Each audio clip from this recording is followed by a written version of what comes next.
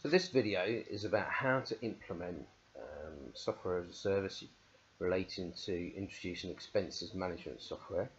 First thing you've got to do is obviously build a business case for that, to paint the vision of what it is we're going to implement. So in building the business case, obviously the key driver would be an improvement in productivity and therefore a ease of operation for people in the business.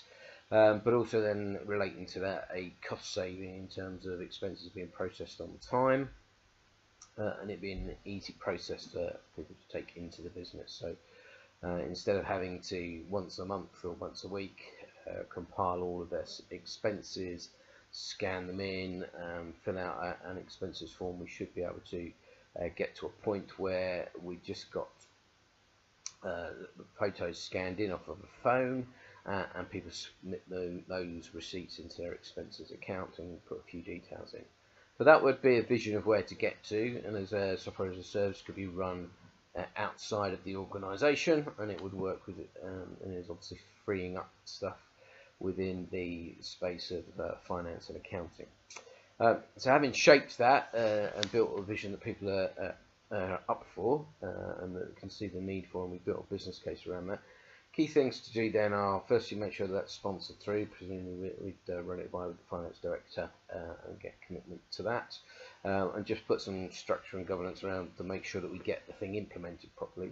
In terms of implementing it, I think key things to do would be to test our solution. So we'd probably put a prototype together first of all and target an audience within half of the within a business function within the business. So we might put that into the change function or something and say, right, we're just going to test this idea with you, and whilst we're doing that prototype where we could test their enthusiasm for using that remote process and processing their expenses through a mobile app, and just get a feel for that level of interest. We'd also do a sort of a prototype or tool selection, whether it's Web Expenses or Concur or something like that.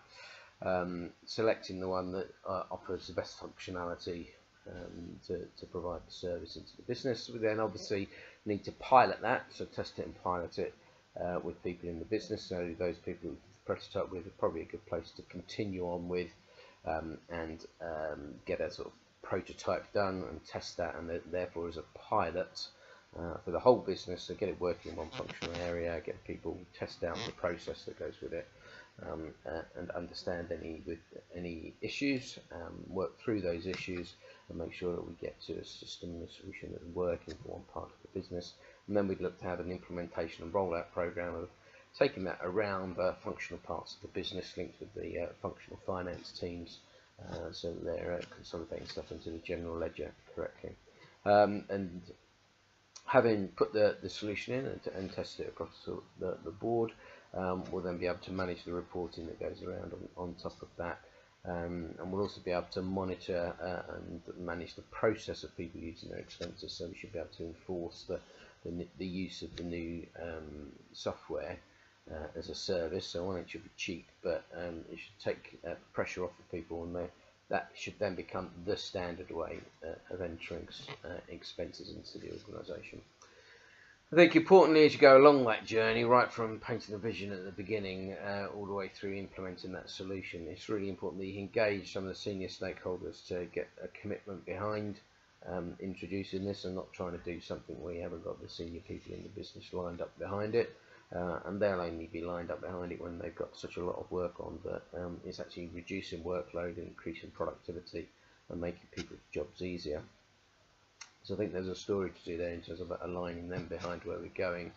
And then as you get through that sort of prototyping and prototyping phase, you need to then start engaging the business and many people in the business about that this is coming, this is a piece of work that's going to land with you, you're going to get some efficiencies. And then that efficiency and improvement opportunity, you start messaging that out around the people to say how impactful it's been for their parts of the business. And that then hopefully builds the sort of snowball effect of people's interest in it to actually adopt the service and start using it on a regular basis. And as I said, we'll monitor and control that in terms of people's compiling of expenses. We'll be able to track it in terms of the timeliness of things, and that should ensure that we manage to embed it in the organisation. So as you go through that testing time and that sort of implementation rollout as well, of course we're going to have to build the sort of training sessions that go with it, and hopefully we can do that through video training that we'll just put online for people to easily see how they're going to use the application, use the tools, and process it through, supported with maybe a bit of knowledge in a help desk provided by the SaaS provider to support the implementation. And that's it. I think that's what we would do.